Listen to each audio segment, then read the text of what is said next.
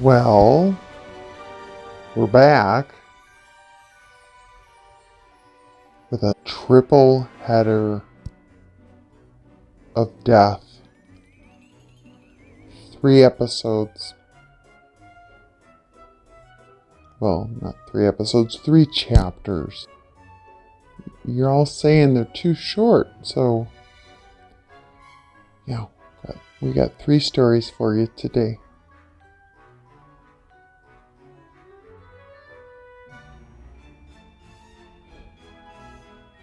A lot of death going on. Okay. Enjoy.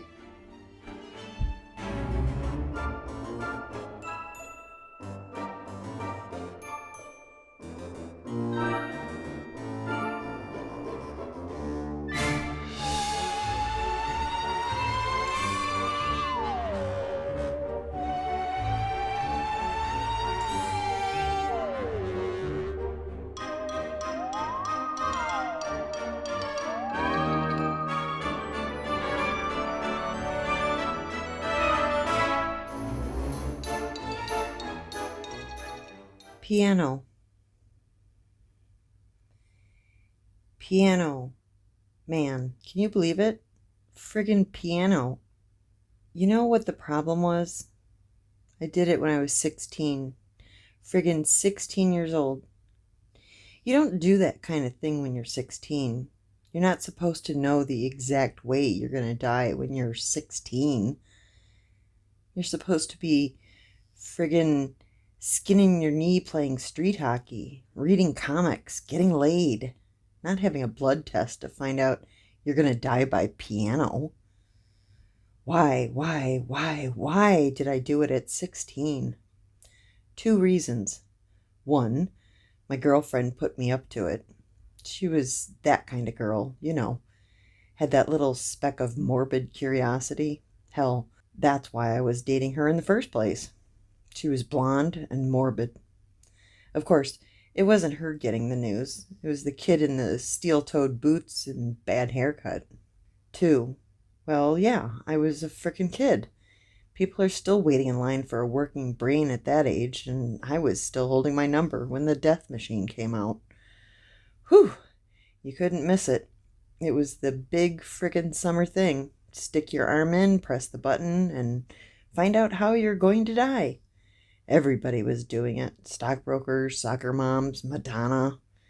It was the latest of the latest. It was in. And when you have 16 years, steel-toed boots, a bad haircut, and no brain, you want to be in so bad. I remember everything about that day. It was right there at the mall, between the ice cream stand and Hot Topic, a big hunk of metal with a hole and a slit. There we were, my girlfriend, the voyeur, and I. We went for ice cream. She wiped a spot of vanilla from my forehead with one of those little napkins they give you, and then I did it. It's incredible. I don't even remember the girl's name, but I still remember what kind of ice cream I got. Vanilla and Rocky Road. And piano. Frickin' piano, man. I didn't know what to make of it at first. What did it mean? Would a music store collapse on me? Would a kid stab me with a Casio keyboard? Would a piano crush me on the street, and would I stick my head out of the wreckage with black and white keys for teeth? Would I die like Sylvester the cat? You try not to think about it. Try to live your life like before, when you didn't have to try to not think about it. It wouldn't have been so bad if I didn't live in Manhattan, the skyscraper capital of the world.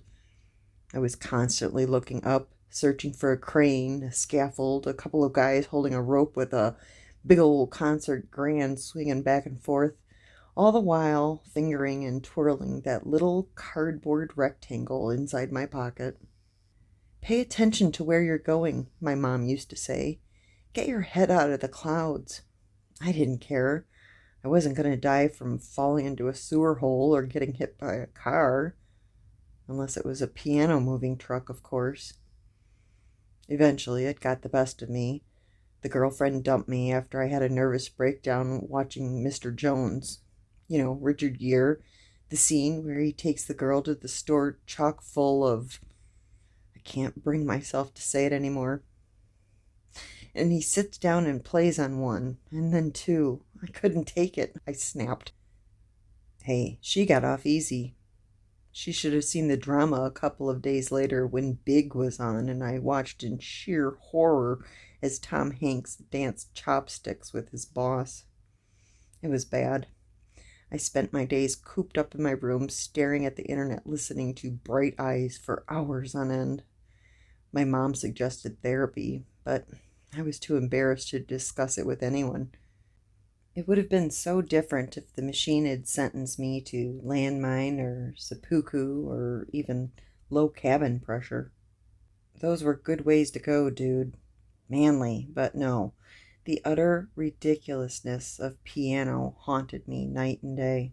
And the looking up, all the time, everywhere, looking for the piano of Damocles swinging over my head. After 3 years of thinking about death, facing death, and ultimately waiting for death, just hoping that it would show itself and rid me of the friggin' question, a thought assaulted me during one of many sleepless nights. It was a new thought, but at the same time it was the same old one that whirled around in my mind all the time, just turned backward.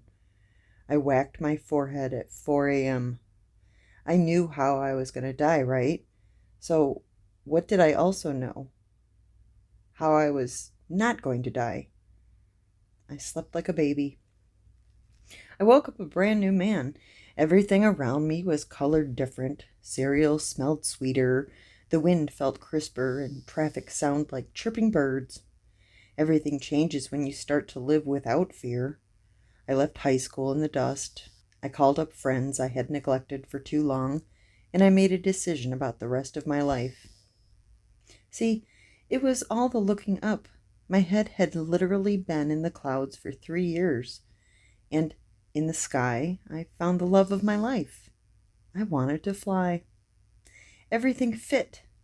I could never be scared of flying at 12,000 feet because I knew perfectly well that no plane under my command would ever crash. I'd find my niche among the aircraft's buttons, levers, and instruments. As long as none of them were musical instruments, I would be fine. So I went to flight school. None of my instructors had ever seen such a confident student. They were used to seeing regular people shaken or even a little daunted by the complexity of a flying machine. Not me. I grabbed the controls and took her up like I was riding a bike. Not a moment of hesitation. If only they knew I had the certainty that nothing would ever go wrong with me at the stick. The skies became as familiar to me as home, and I was good. It was amazing, knowing I couldn't crash, realized and solidified the fact that I would never crash. Passed every test with flying colors, so to speak. Finally made my mother proud. And how could I fail? I was unafraid. That little card, the one I carried in my pocket everywhere I went, had told me the only thing that could ever kill me. Piano. I laughed at the word now. It was just a harmless little word. All I'd had to do was wrap myself in a piano-less world, and planes and pianos don't mix. I wish I'd known earlier how knowing the exact way I'd die would grant me such happiness and self-confidence. I wanted to kick life in the shin. I became such a daredevil that I joined the military. Yeah, why not? I would go to war. That white card was my carte blanche. It didn't say bullet, did it? It didn't say bomb or missile either. I was unstoppable. I climbed the ranks like crazy. I made captain like you'd make a hard-boiled egg. No one was able to match my piloting skills and daring stunts in the air. I was the envy of the entire service. They trained me to fly helicopters, and I aced that as well. I couldn't wait to get into combat. That's how psyched I was. I even heard they thought I had a death wish. But death was the least of my concerns. If it wasn't playing the Cheers theme song, I said bring it on. I was the first in line to tour the Middle East. There's always something over here that needs bombing, and I was counting on being the first one off the ground. They even put me in charge of a Black Hawk. A Black Hawk, man! The predator of the sky. I don't remember the details of this particular mission. I know it went something like this. The Humvees and the 50 cals were supposed to roll into some town somewhere, neutralize the insurgency, and go home. Our 4 birds were the air support, and I said, "No worries, dudes. There'll be no Black Hawk Down with me on board, baby." Right? Wrong. Okay. I hope all this is readable, by the way. I'm writing in the dark on some scrap of cloth I found lying around on the floor of the cell, and you do not want to find out what I'm writing with. At this point, if anyone ever does read this, you must have figured out there's no happy ending for this one. Obviously, I've been taken captive, a hostage to barter with, or perhaps payback for all the Gitmu Abu Ghraib crap they must have seen on Al Jazeera. That would explain all the cruel and unusual we've been subject to for the past week, month. I don't even want to know anymore. This is as far as I want to remember. I'd like to get to the point of all this before I lose the rest of my mind. I have to think hard about what the point of all this was. I've been having problems gathering my thoughts lately. It's been hell with the light bulb and the mask, and the hi-fi sound system constantly blaring in the background. Actually, the foreground when you think of it, since there's nothing over or under it after 4. It smears my days and it haunts my dreams, and I know now what it's all come to. I know that music. I know precisely what musical instrument is playing that music. And I have time to think about it too, as I weave and heave and lie here in the darkness, silently contemplating my death. It's a symphony. It's a concerto. It's great balls of fire. And yes, whatever it is, it's a solo.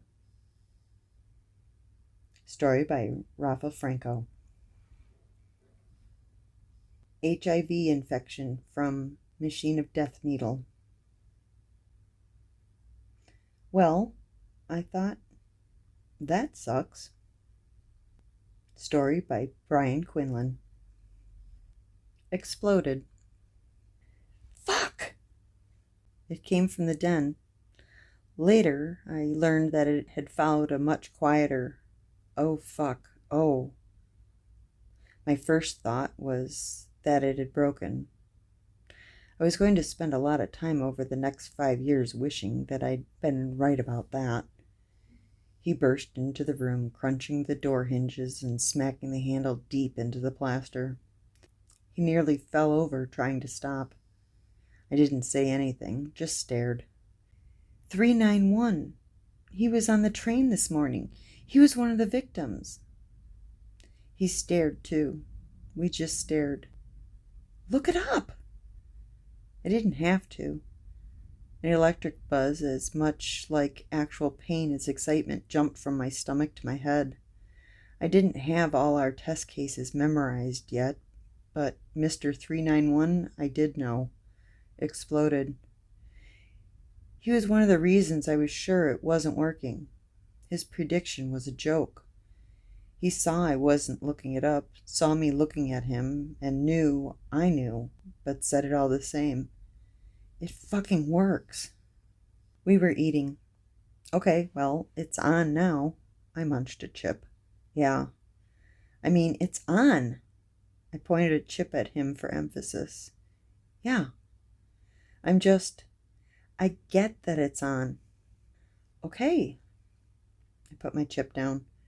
I fixed myself a drink. He came into my office again, calmly this time, through the broken door. My office, his house. We left all the doors open that afternoon and just walked around doing small, unimportant things, occasionally meeting in the corridors of his big, dusty old house and swapping new thoughts. What's the latest count? How many others died? Wikipedia has 100 now, I told him, underplaying it a little. Some places have 2. They all had 2. Christ, from one bomb? They think it was a few, and it was on the subway, so, yeah, Christ. He slouched against the wall and looked up at the cracked ceiling. This isn't quite how I imagined it working. You know, we still have to publish our results, right? I mean, that was the point of no return right there. Yeah, I know. It's just, he looked at me. It's going to look like we're profiting off this. I laughed, then met his eyes. It's going to look like we're profiting from it? Pete, it's going to look like we did it. You don't seem to realize how skeptical people are going to be about something like this. You're the only person in the world who has any idea how this box works, and to the rest of us, it looks a hell of a lot like a hoax. And when some small-minded prick with a bag of pipe bombs decided commuters were responsible for all the world's problems this morning, it became the most vicious hoax in history. We're going to have protesters on your lawn around the clock. We're going to get ripped to shreds in the press. We're going to be hounded by cameras. We're going to get mail bombs, Pete. I sat down and lowered my voice. They're going to try and kill us. Nobody knows yet, but I promise you that at some point in the next 18 hours, someone Googling the victim names is going to find out our prediction list, and our lives as they stand will be over. I was realizing most of this as I said it. I felt sick. We were fucked. We're fucked, aren't we? We're not fucked. I thought about it. We were definitely fucked. No, we're not fucked. He shook his head. We're so fucked. I sighed. We were so fucked. I don't, he said suddenly, as we boxed up the prototype. I frowned. What? Have any idea how it works? I'm the same as anyone else, except I know it does. You made it, Pete. I just did your accounts. I didn't really. I discovered it. If it had done what I built it to do, if it had been the thing we were trying to make, if it had been the death clock, I told you we couldn't call it that. Then I would have made it, but you can't make something like this. It's out there waiting to be found. Well, I certainly hope you can make it, because we're going to need a job fucking lot of them. This is the best possible way it could have happened. What the hell? I was actually shocked. No, I mean, to prove it, you couldn't ask for a more conclusive test. He put up a hand to silence me. I know loads of people are going to think we blew up a train to sell a box, but this is still going to convince more people than we ever dreamed we would. Your investor friends aren't going to think we blew up San Francisco. They're going to think it works. They're not going to like the publicity. They don't have to, yet. No one has to know they're investing, and they all know that by the time they come to sell them, the whole world will realize they work. I was the business brain of the operation, but Pete wasn't an idiot. I knew it from the moment he said 391. This would make us. Did you tell Jen yet? What? Yeah, of course. You didn't tell Kath? Not yet. Honestly, it had only just occurred to me. Well, why the hell not? You've got to tell her, dude. I hate it when he calls me dude.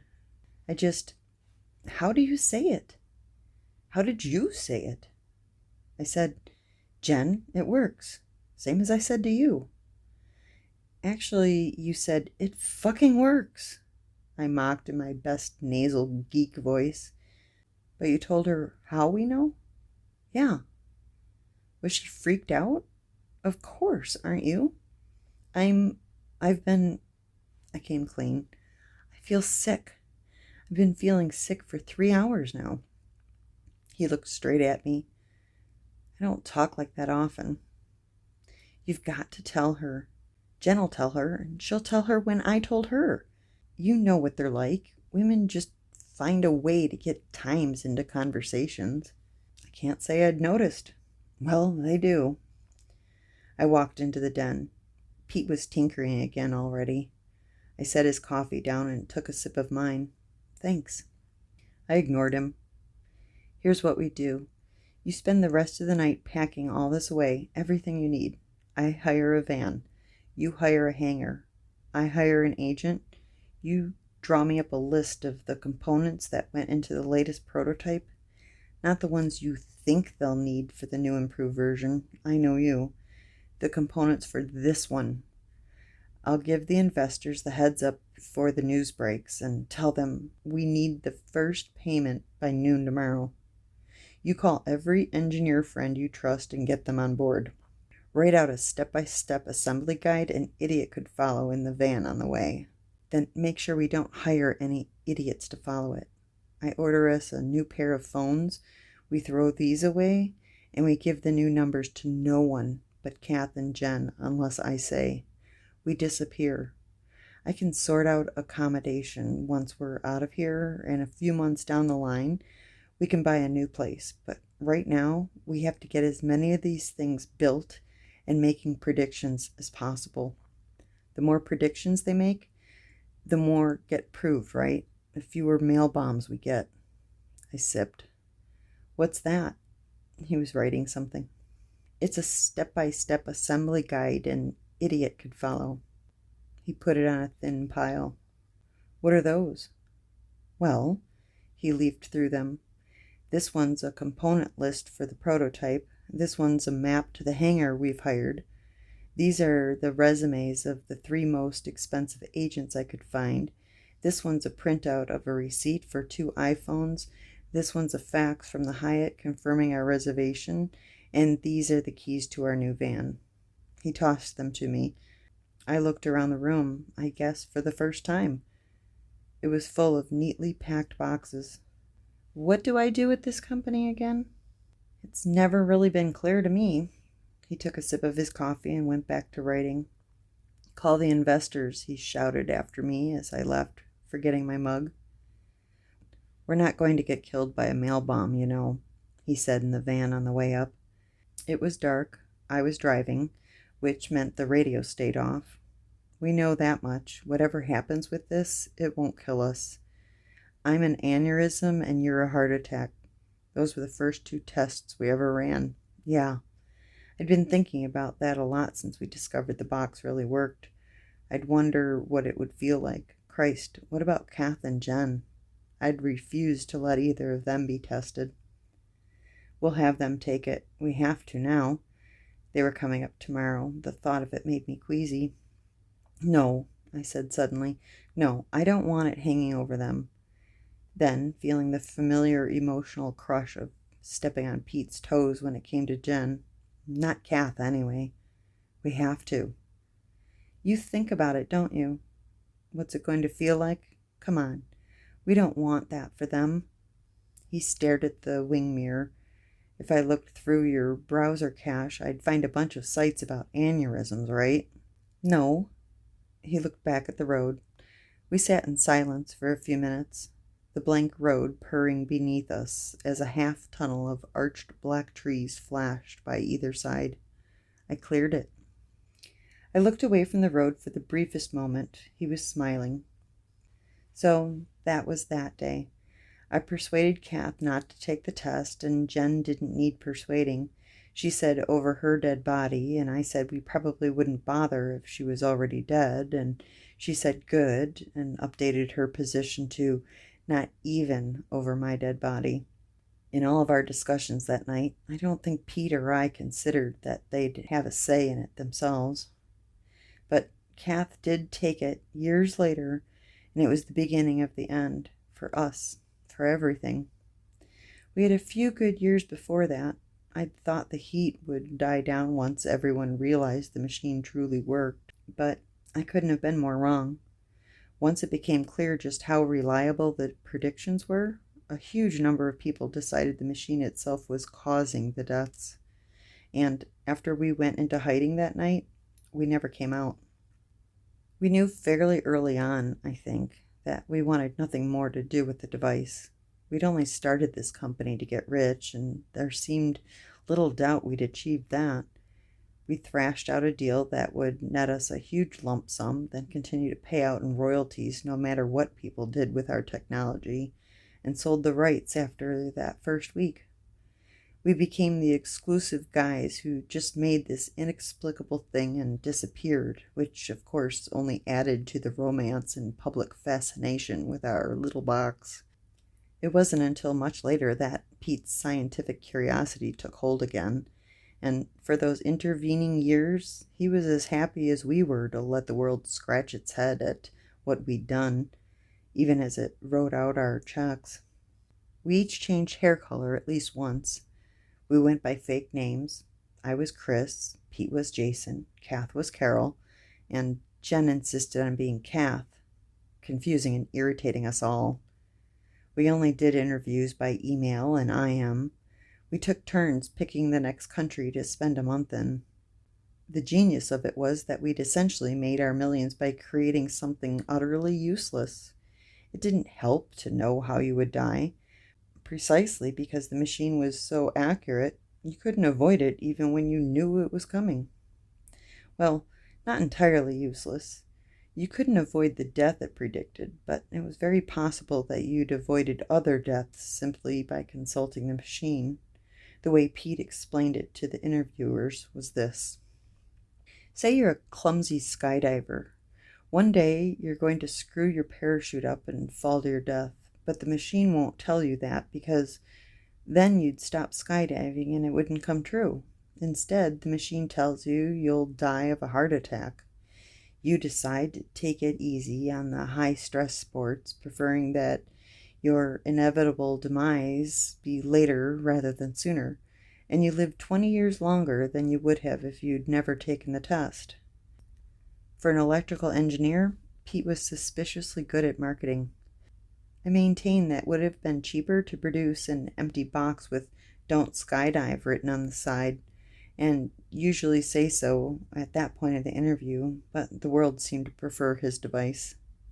It gets a little more complicated if you're not a clumsy skydiver, of course, but on the whole, the machine extends people's lives by giving them the chance to stave off their fate for as long as possible, and in the process, miraculously avoiding the many others that ought to have claimed them along the way. None of the deaths it predicts are avoidable, but almost all of them are postponable. Almost. That's why we never felt particularly bad about what we'd done, no matter how much pain and misery it seemed to cause, no matter how many times the police intercepted anthrax and explosives addressed to the old manor. I found those more offensive than anything. It's a matter of public record that Pete and I are not scheduled to die from an explosion or disease, so the authors of these assassination attempts must have known their efforts would only ever hurt innocent people. Not that we were even guilty of anything in particular. In between the people whose lives we saved and the people whose lives we ruined, we got a pretty bizarre set of responses to our mysterious black box, co-licensed and manufactured by over 300 companies worldwide to date. A lot of people found the suggestion of inevitability incredibly offensive and tried to do everything they could to defy it. In some cases, avoiding death became secondary to disproving the machine.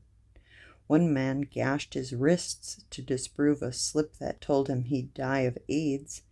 He survived, of course. He just received his prediction from the machine in a GP's office, so there was help on hand. But he'd used an unsterilized scalpel from a nearby dolly, and with a grim inevitability familiar to anyone who follows special prediction cases, he contracted HIV from that. Others took the fatality of it all as an excuse for hedonism, either because the manner of their death wasn't related to their passions, or precisely because it was. If it's going to kill you anyway, you'd be mad to abstain, went the logic. Both types tended to die quickly. That caused some public concern, but I hardly thought the machine could be blamed for the live fast, die young correlation. Obviously, those that overindulged in the vices that were going to kill them died from them quickly. Even they must have seen that coming. It was the former group that suffered a stranger fate. Their heart attacks, tumors, and cancer struck quickly, as if eager to get their kill in before the toll of that lifestyle snatched it from them and proved the machine wrong. It looked, in other words, like the machine was killing to prove itself right. Mind you, all the statistical anomalies look suspicious if you take them in isolation. That was a tiny group. Reckless men with bad habits didn't get slips saying natural causes often. For the most part, it was just like each of us had a new medical condition, and all of us were hypochondriac about it. Even me. I, like the millions of heart attacks out there, never touched red meat again, drank only in moderation, took light, regular exercise, and simply left the room if anyone started arguing or stressful decisions needed to be made.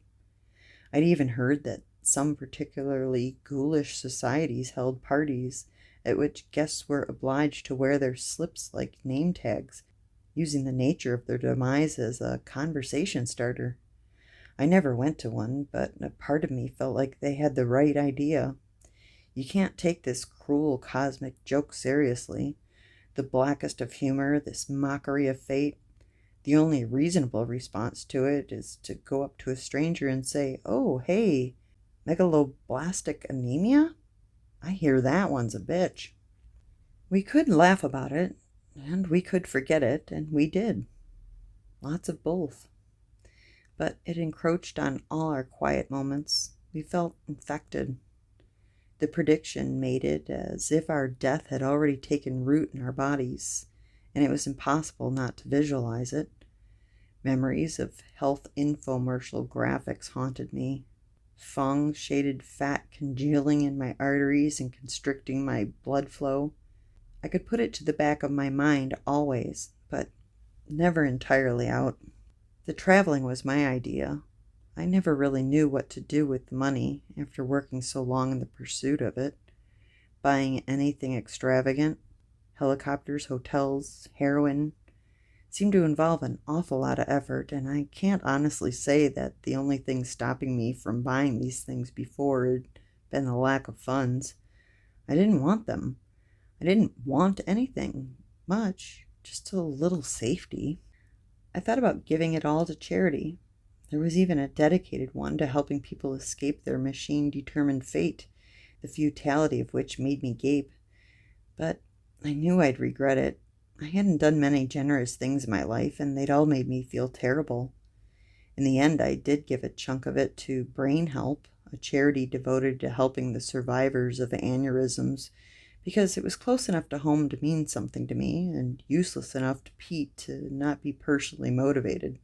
But travel was my way of escaping that contentment, fleeing the realization that we had nowhere else to go in life. We would, instead, go to the places we hadn't been yet. It was one of my better ideas, except for the part where it nearly kills my girlfriend. I begged her not to do it, pleaded, openly disapproved. A Thai taxi had smashed into our flimsy tuk-tuk on the reeking streets of Bangkok. I, she argued, had been smugly safe in the knowledge that it wasn't going to kill me as we tumbled out onto the sidewalk, while she had been freaking out. I tried to tell her that it wasn't like that when something actually happens, all rational thought about predictions flies from your head, but either she didn't believe me or she didn't care. She was wild. She just had to know. I tried to tell her that it wasn't like that when something actually happens, all rational thought about predictions flies from your head. But either she didn't believe me or she didn't care. She was wild. She just had to know. I should have been a real man about it and stopped her, or a good man and supported her. But instead I was an actual man about it, which meant that I whined, chided, and made her feel bad about herself without actually helping in any way. She'd come to expect nothing more. We used the original prototype for it, still under a tarp in that first hangar, and everything we did echoed. Pete and Jen came along for moral support. She replaced the needle with its fresh tube of claret attached, and we waited for the smooth hum of the printout. She stood up, took it, looked at it, and looked away, almost in one motion. I didn't notice her hand tremble as she passed it to me, but the tip of the slip of paper quavered delicately, giving her away. I looked up at her. I took it. I read it. It was one word. I started to sob. The machine doesn't tell you when you're going to die. I'd corrected 100 interviewers about that. But in this case it had. In this one case, it had done exactly what we originally designed it to do. Give an ETD. We both knew, at the moment each of us saw it, even over the simple horror of that awful word, that it meant 9 months at most. We both knew that it would rend us apart, that we'd never be that close again. Closer in other ways, sure, but not like this. Not now that we knew I was going to kill her. We'd already set the wheels in motion. We had 9 months, maybe less. Labor. It stared back at us innocently till Kath made me throw the slip away, like it had just wandered out of a perfectly harmless sentence about union disputes. I wanted so badly to be involved in a union dispute right then, for that to be my biggest problem, for that to be what labor meant to be. I wanted to recall all the machines and tell Pete to redesign them to print in lowercase or Latin or pictograms or anything but that giant glaring word burning its way through the bin in my eyelids. And more than anything, I wanted to hold her, and I just couldn't. I couldn't. I did it anyway. Standing up was like controlling a crane, and she felt cold, tiny, bony against my chest. I'm a weak, mean, small man, and so is Pete. He told me so.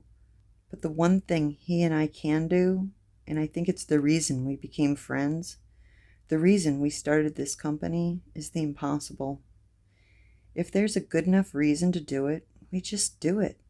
And in my case, that was standing up and putting out my arms, and it was the hardest thing I've ever had to do. But God damn it, I had her now, and I wasn't letting go of her, for minutes at any rate. I looked at the machine over her shoulder as my wet face pressed against her warm cheek, and wondered what Pete's reason had been. It killed him in the end. I could never understand it, but those 7 months, we didn't get the full 9, and I was almost glad of it by the end. Hit Pete every bit as hard as they hit us. It was the first time that what we'd done really got to him. He loathed the machines, smashed that original prototype, valued at $6.5 million on our insurance paperwork, with a crowbar while drunk one night. Have you ever tried hitting anything with a crowbar? They're fucking heavy. Pete's a geek, but that machine was dust when I found it. I was angry then, actually, but I hadn't realized how bad he'd gotten. That was when he went back to work. He was obsessed with the idea of fixing it, as he put it. We'd set out to tell people how long they had to live, and by virtue of the now famous tilt chip, intended to take into account probabilistic factors related to your lifestyle that might increase the chances of accidental death, we'd ended up spitting out a horrible piece of information that haunted the user for the rest of his and his family's life. At the time, we'd thought its popularity meant it was a success, but Pete was right. We'd failed utterly. We'd created a horrible, horrible thing. He'd created it. I only got into the habit of taking some of the credit after he made it clear how ashamed he was. The tilt chip was the problem. It didn't stand for anything, by the way. Pete just named it in all caps because he was really pleased with it at the time. He was like a little kid once you got him hard coding. It was all I could do to persuade him to leave off the exclamation mark he'd insisted it deserved. We both loved telling interviewers that story. He'd spent years, literally years, working on the algorithm that would use actuarial data and hugely sophisticated conditional probabilities to get a rough idea of how likely people's stupid habits were to kill them. And when he'd finally done it, he discovered something odd. Actually, I discovered something odd. If he's going to call it a discovery rather than an invention, then I really can take some of the credit. It was me who, through incompetence rather than the spirit of experimentation, first tried using the machine without entering any data. And instead of a ballpark life expectancy figure, I got 48, 45, 41, 52, 54, 2D, 41, 54, 54, 41, 43, 4B, which Pete reliably informed me in an extraordinary expression on his face I'd never seen before or since, translated to heart attack. The truth was, it didn't even really need the blood sample. We just kept that part in so people would take it seriously and to drive up the manufacturing cost to something investors would believe. For the same reason, we insisted that all connectors be made of solid 24-karat gold when any old crap from Radio Shack would have worked. And there was a whole circuit full of wildly expensive and important-looking components in there that wasn't even hooked up to the live elements of the machine. A few technical journals had picked up on that, but no one dared try remove them. You could see where the fanatics were coming from, really. That hard nugget of inescapable truth just came down a wire, almost in our language, and not even its creator knew why. You could also see why Pete was so pleased with himself, and you could even see years later, after millions of morbid projections proved true, why he was so wretched. The problem, he suddenly announced once he stopped drinking, was the accuracy. He'd made it far, far too good. You didn't actually want a machine that was always right. The machine you really wanted was one that was always wrong. Wrong because you were able to avoid the death it predicted. The one you would otherwise have succumbed to and live happily ever after. A bad news machine that can't be defied is an inherently unmarketable idea, he told me, trying to speak my language. I decided not to get out my black Amex card to demonstrate just how marketable it had been, so he started to work on a spec for the machine's nemesis, the cure, the final solution to death itself, what he called Project Idiot. I would have stopped him, should have, and goddamn me for not doing it, but I was just grateful for the distraction. Something to think about other than the ways in which Kath's ever-growing bulge might rip her apart, and how it would make me feel about our daughter if she survived. He couldn't do it. He had a dozen brilliant ideas, but it just couldn't be done. The tilt chip defied him with the same silent, sinister smugness it defied those who tried to prove it wrong. He couldn't recreate it, he couldn't modify it, and he couldn't trick it. He discovered that it wasn't even using his actuarial data to make the predictions. It had just incorrectly surmised our purpose in entering them and pulled the results it imagined we were after from nowhere. My explanation was that it was quantum, the perfect catch-all for the apparently impossible. But Pete said something over and over that to this day I don't quite get. It's a function of the future, he said, not the past. He said it didn't matter what he did to it before it was built, because its predictions were somehow independent of anything that had already happened. I don't know, but he kept saying it. So it was the future he tinkered with, and he was sure one of his tricks would work. He became fixated on the moment when the patient actually reads his slip. If he takes the test but never reads it, it will say something different than if he'd taken it and read it as normal. The ink doesn't change. It will always have said something different. It was the machine's most uncanny and unsettling ability, knowing with total certainty what you will do in response to its prediction. He talked to a loose society of machine fanatics who kept their unread predictions curled up in tiny silver pendants around their necks, to be opened and read in emergencies to find out if they're about to die. No help. Eventually, he built a full prototype of a machine that would email the result to a server in Wyoming that was hooked up to a Geiger counter and would send the results on to the patient's email address if it registered a radioactive decay within a second of receiving it, or scrub the data from its hard drives if not. He needed a way of getting the information to the patient without the machine knowing whether it would or not. But every time he tested it, it produced the same result as the existing machines. Schrodinger's idiot, he called that one.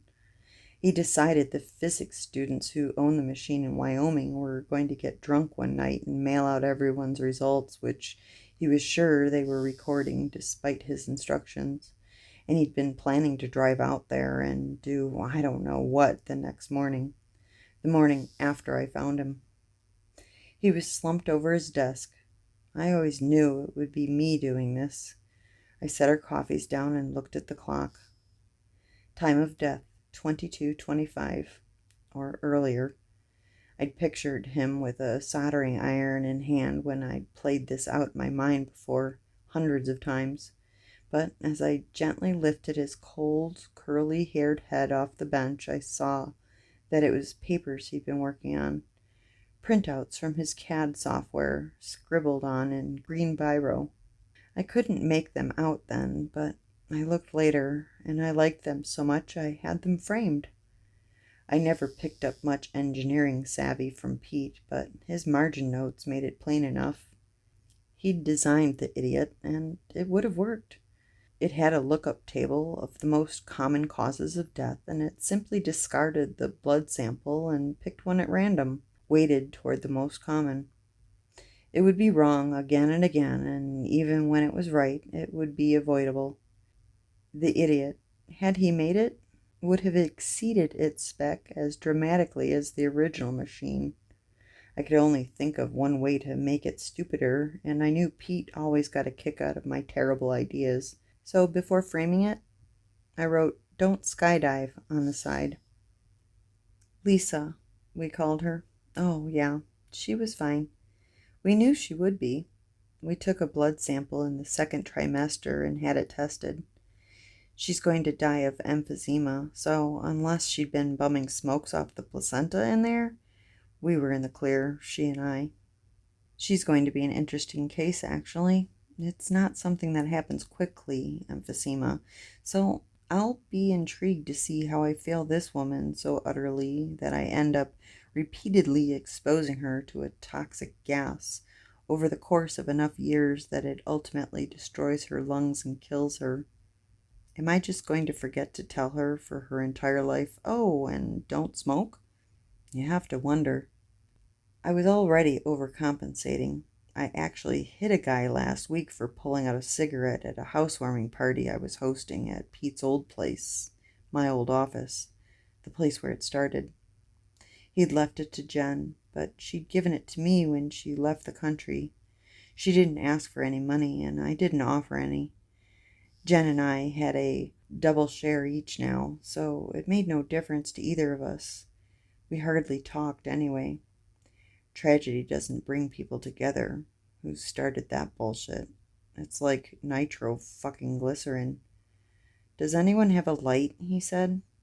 "No, but I have a lights out sandwich," I almost said, before realizing how amazingly lame it was. I'd already hit him by then, too, so I think that point had been made. It was almost a reflex. I'd been steadily losing it for a year now.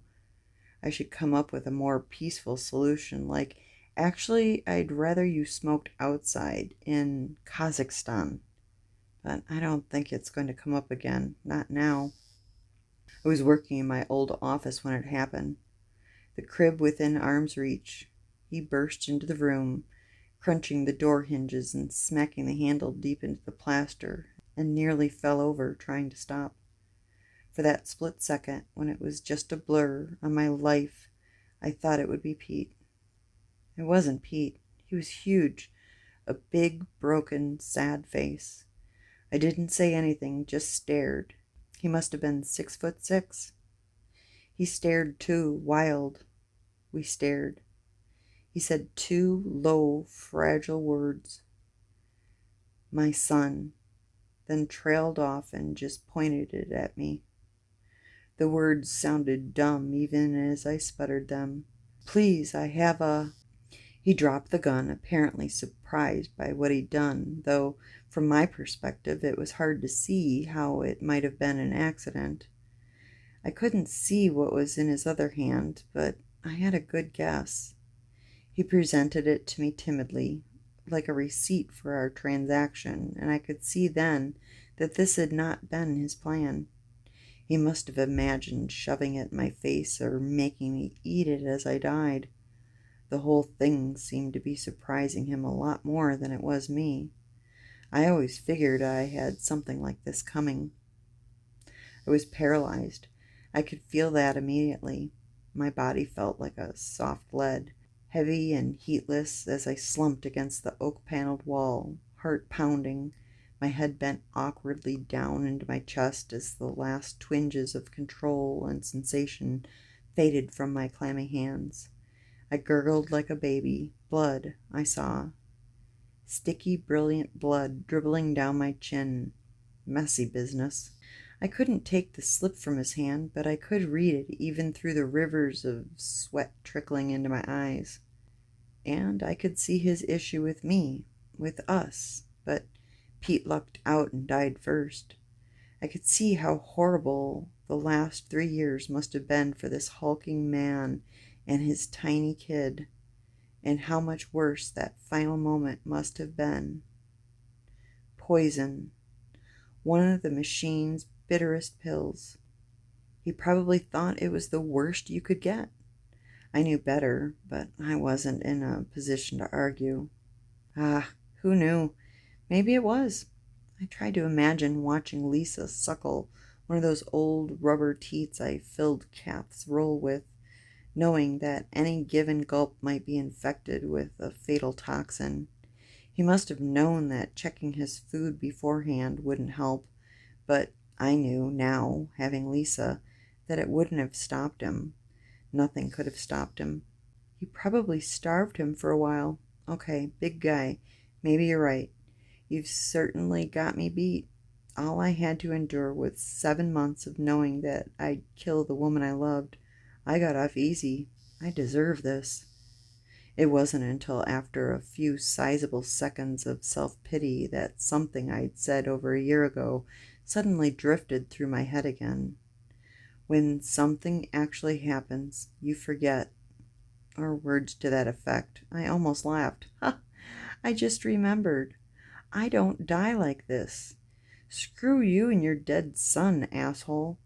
I'm going to get up and kick your ass now, and after that I'm going to raise my goddamn daughter to lead a long, happy life, dying of emphysema.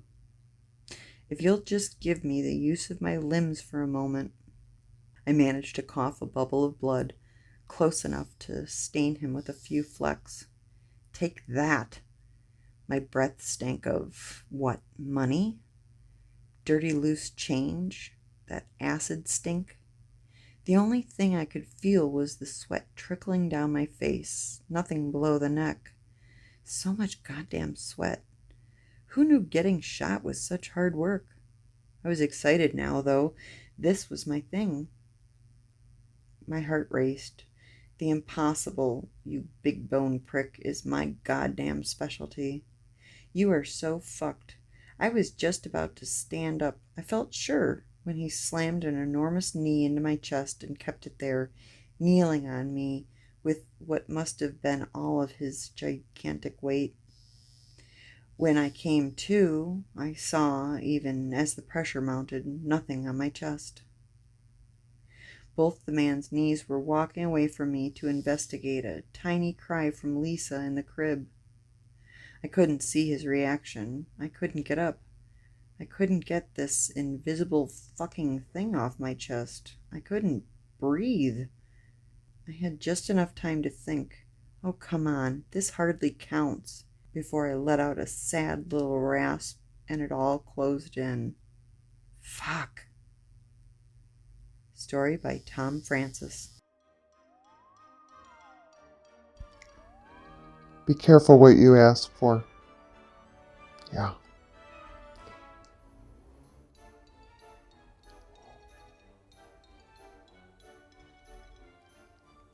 Not exactly an upbeat story, that last one. The second one, that was, concise and to the point. Yeah, okay. Alright. See you in the next one. Bye, guys.